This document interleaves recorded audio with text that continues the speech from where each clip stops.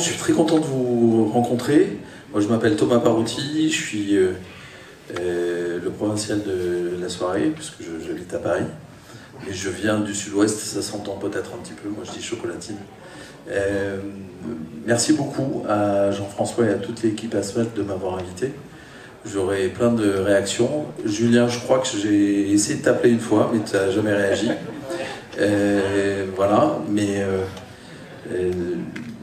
ce soir, je vais vous parler d'un sujet très spécifique. Il y a le sujet des renoncements aussi, que Decathlon fait. C'est-à-dire que, typiquement, ils ne feront jamais une veste comme ça, parce que ça marche peut-être pendant un an, mais après, ça ne marche plus. Les renoncements, c'est un sujet qu'on pourrait traiter l'an prochain sur le festival, si tu m'invites. Cette veste, tout de suite pour le dire, vous connaissez certainement ce qui s'appelle les warming stripes.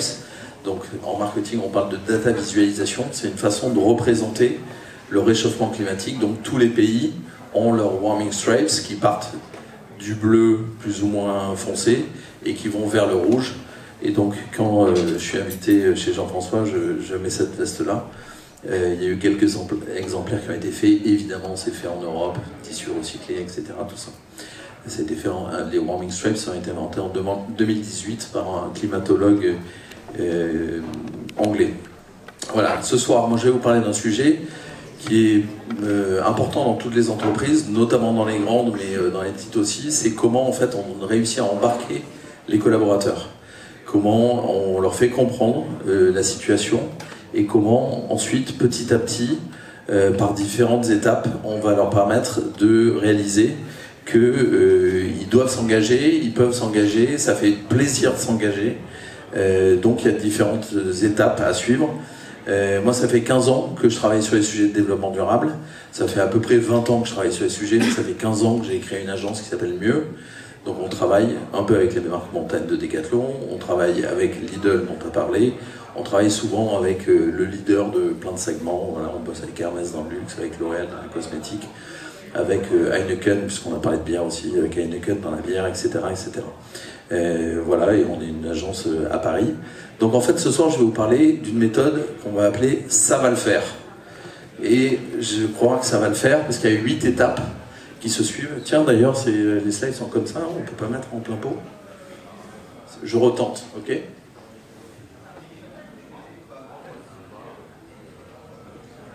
Ben voilà.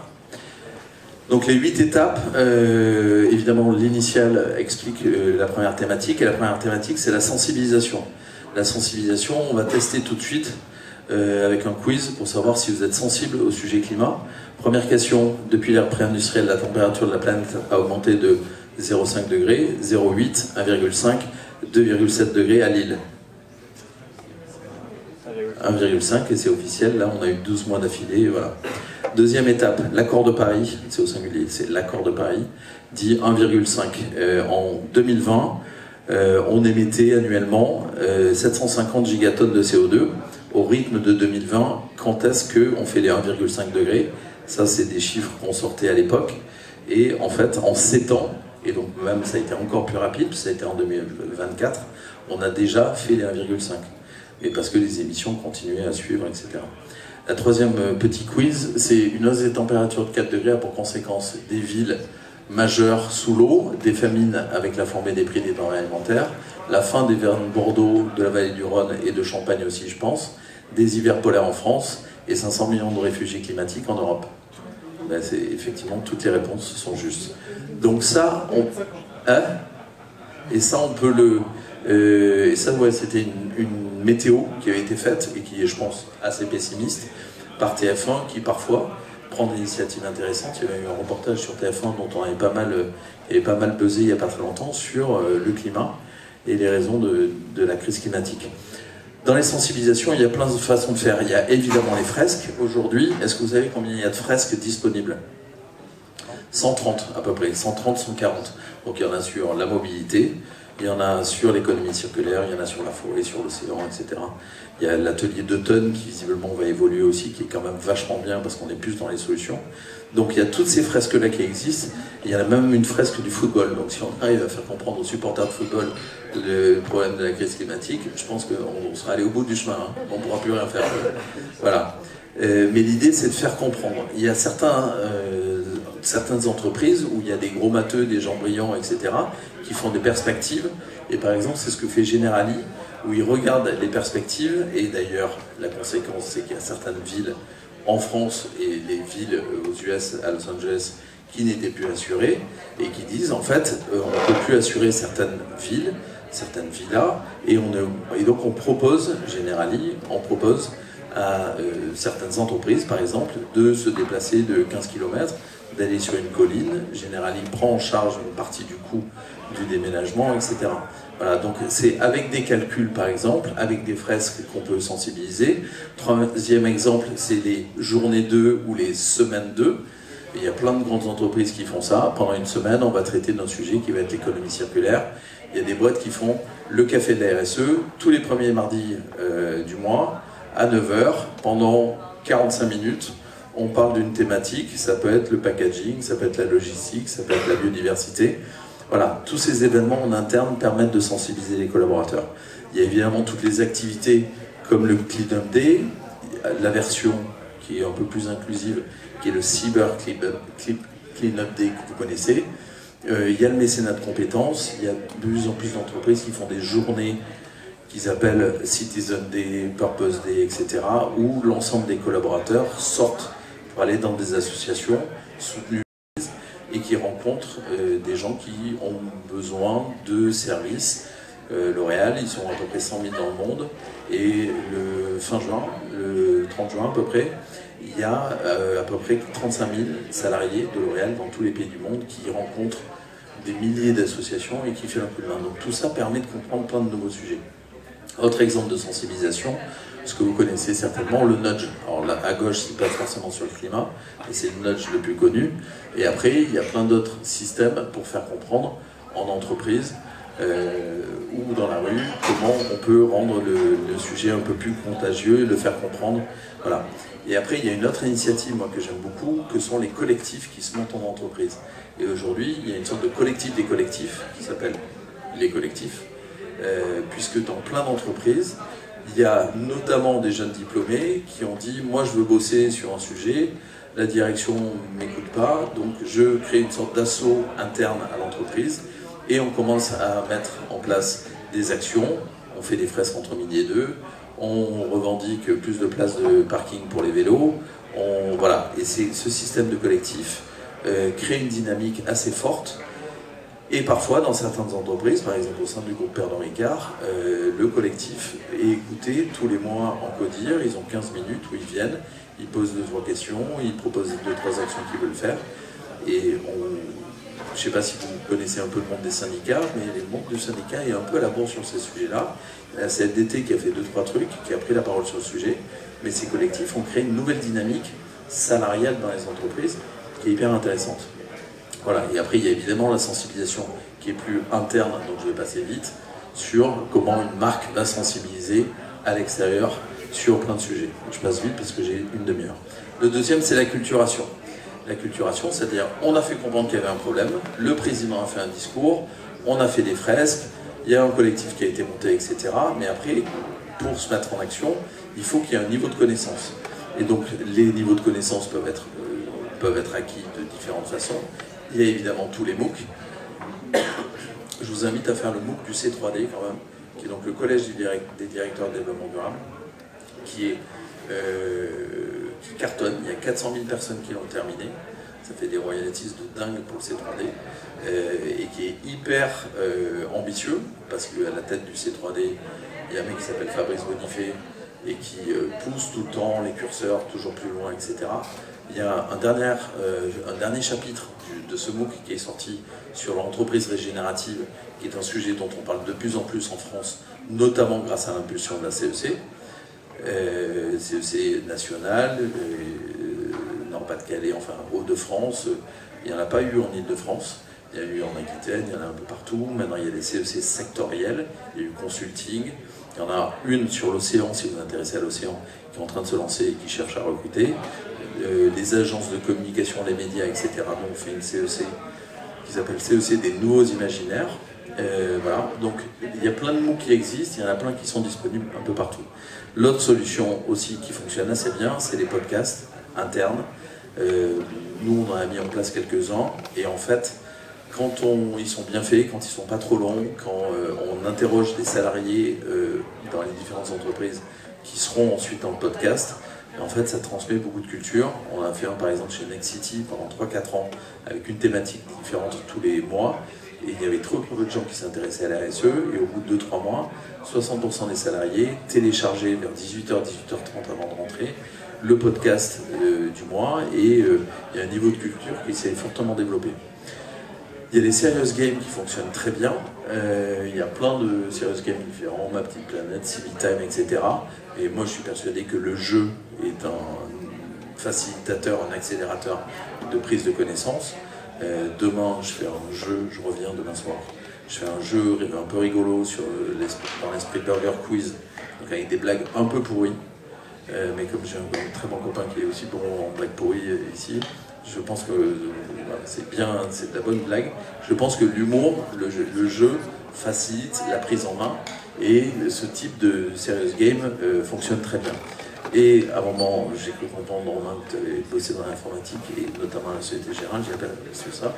Il y a par exemple les équipes informatiques de la Société Générale qui ont développé un MOOC sur le Gain IT qui était au départ pour les collaborateurs. Ensuite, ils ont ouvert pour tous les clients, et ensuite, ils ont ouvert pour tout le monde. Donc, c'est quand même pas mal de permettre à des collaborateurs de co-construire comme ça un MOOC pour leur sphère d'influence. Donc, deuxième étape, l'acculturation, c'est la façon de rentrer en profondeur. La troisième étape, c'est une fois qu'on a mis en place des ambassadeurs, qu'on a identifié des gens qui sont des acteurs du changement, qui innovent, etc., il faut leur donner de la visibilité. Parce qu'on sait que s'il y a certaines personnes dans l'entreprise qui sont en train de bouger, mais toute l'entreprise doit bouger. C'est parce que Fred Moe et quelques autres personnes, notamment dans la montagne, chez Decathlon, se sont bougés, que les autres ont regardé ce qui était fait et que ça a créé un phénomène comme ça. Donc, il faut leur donner de la visibilité. Les collectifs, par exemple, on peut leur donner des noms.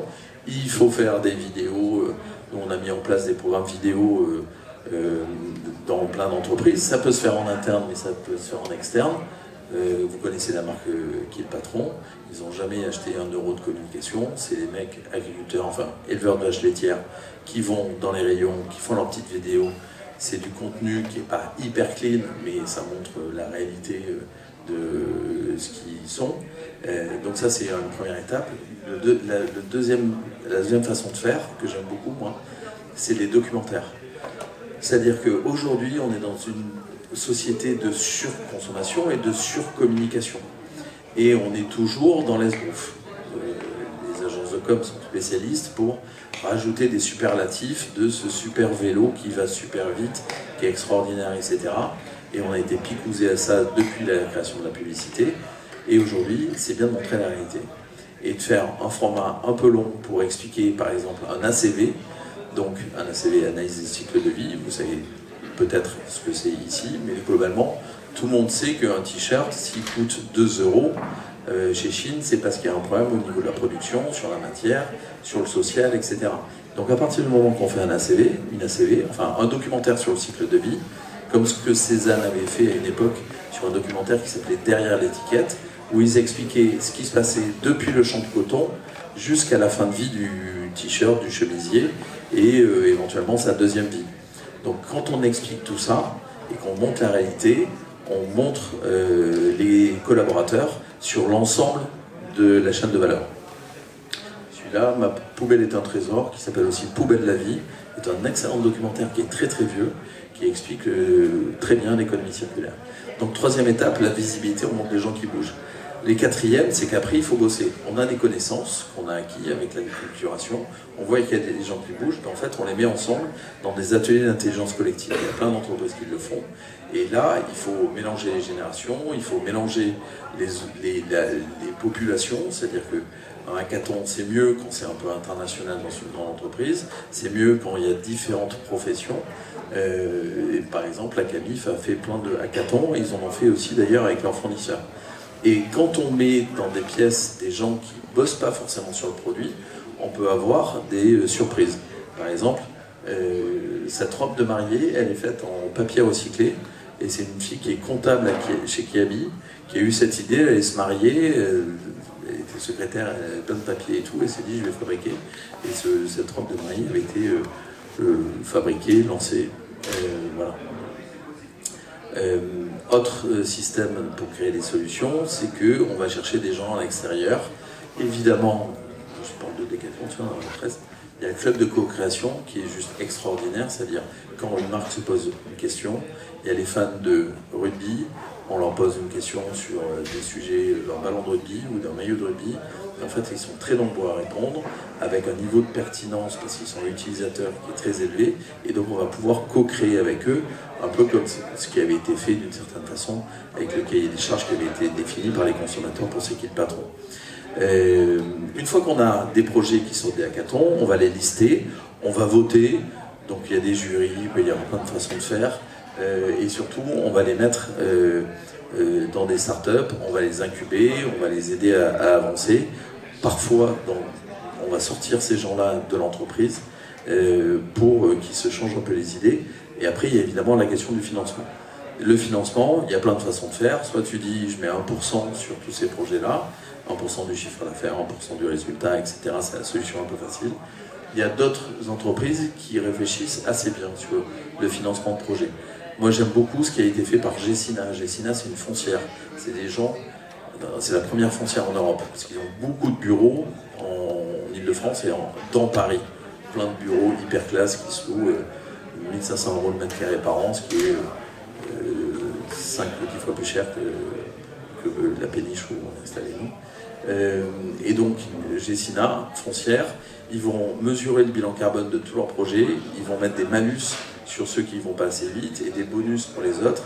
Et quand le projet à bonus a besoin de financer de la végétalisation d'un bâtiment, une rénovation, etc., il va pouvoir aller chercher dans le fonds interne. Donc les problèmes de financement, on peut le faire comme ça. Et une autre solution à laquelle je crois beaucoup, c'est l'intrapreneuriat. Tout à l'heure, je vous parlais des collectifs, du hackathon et tout. Enfin, il y a plein de gens qui suivent ce projet. Il y a par exemple Bouygues qui le fait pas mal. Au départ, c'est des anciens salariés de Bouygues qui avaient créé un truc qui s'appelait Nextdoor, qui ensuite est devenu Wojo. Wojo a été racheté en grande partie par Accor. C'est pour ça qu'en fait, il y a plein de centres Wojo dans plein d'hôtels Accor, Ibis, etc. Mais ça, c'est des initiatives qui sont portées par les collaborateurs. Ils sont tranquilles pendant 3 à 5 ans, ils vont être payés par la boîte. Et ils ont une sécurité financière, et ce qui permet de faire décoller vachement plus facilement les projets intrapreneuriaux. Après, ensuite, il faut les expérimenter, il faut les mettre sur le marché. Donc on teste, il y a plein de façons de faire, il y a plein d'exemples ici. Si je prends un exemple, ça c'est avec les filets de pêche, il y a plein de produits qu'on peut fabriquer. Il y a un skate, j'avais trouvé ça hyper cool. J'avais vu ça dans un skate shop près de la mer où je me dis tiens, ils sont allés ramasser un filet de pêche, ils ont fait un skate après. Il y a une marque qui vient de s'arrêter qui s'appelle Opal, qui est basée au Pays Basque, qui avait fait des maillots de bain aussi avec des filets de pêche. Et il y a Interface, qui est une très belle entreprise qui fait de la moquette, qui a une strate RSE hyper ambitieuse depuis 15 ans, 20 ans. Enfin, c'est un peu comme les Tetra Pak, c'est des vieilles boîtes qui font de la RSE depuis toujours et qui fabriquaient aussi de la moquette à partir des filets de pêche. Les exemples zéro déchet de Carrefour, hein, au départ. Alors, on a un grand spécialiste des zéro déchets, mais c'est en fait comment on peut amener ces contenants alimentaires chez Carrefour. Au départ, il y a un problème de responsabilité sur, par exemple, de la salmonellose. Le truc, il n'est pas propre. Est-ce que c'est le magasin ou est-ce que c'est le consommateur? Je crois que, comme ils ont dit, c'est le consommateur qui en est responsable. On a le droit d'aller acheter des carottes râpées avec son Tupperware chez Carrefour, qui est une solution. Mais la meilleure solution, j'ai bien compris que à Lille, il y avait une part de marché du fourgon à peu près de 80% dans la pièce. Donc le fourgon est mieux que Carrefour. Ensuite, il faut les rentabiliser. C'est-à-dire que, c'est la dernière étape, avant de le lancer de façon majeure, c'est est-ce que ça marche? Est-ce que ça permet de gagner de l'argent? Et est-ce que ça permet de gagner de l'argent à long terme? Et notamment, par exemple, si on se dit, tiens, demain, il va y avoir une taxe carbone à 50 € ou à 200 €, est-ce que mon produit il est viable? Donc je vais prendre 3 exemples, dont un qui choque évidemment à chaque fois. C'est en fait un innovateur qui s'appelle José Bové, qui a démonté un McDo, et après McDo que j'ai rencontrés une fois, je les ai rencontrés il y a 10 ans, ils disent nous, tu sais, on est une entreprise familiale, on a été hyper choqués, etc. Donc, en fait, comme c'est que des franchisés, ils considèrent que c'est une entreprise familiale. En tout cas, ils ont revu toute leur gamme, ils ont changé plein de produits par plus de salades, des tomates cerises, des fruits, etc. Et ils ont gagné plus d'argent avec ces produits-là, donc ils remercient parfois José Bové. Un autre exemple, dans la mesure, et c'est hyper important, autre exemple assez différent, Biocop, qui a arrêté de vendre des bouteilles d'eau, c'est 3% de clients en moins et 15% de clients en plus. Donc vous avez tous des notions de commerce, mais vous pouvez les oublier parce qu'en fait, si vous avez des produits en moins, les gens peuvent venir chez vous parce que vous avez des produits en moins. Voilà. Donc c'est totalement contre-intuitif, mais évidemment, il est important de mesurer toutes les initiatives, les POC que vous allez faire. Ok, donc sensibilisation, acculturation, visibilité des acteurs du changement, des ateliers pour réfléchir, lister les projets qui sortent, les financer, les expérimenter et regarder la rentabilité. Voilà, c'est la méthode, ça va le faire et je vous remercie de m'avoir écouté.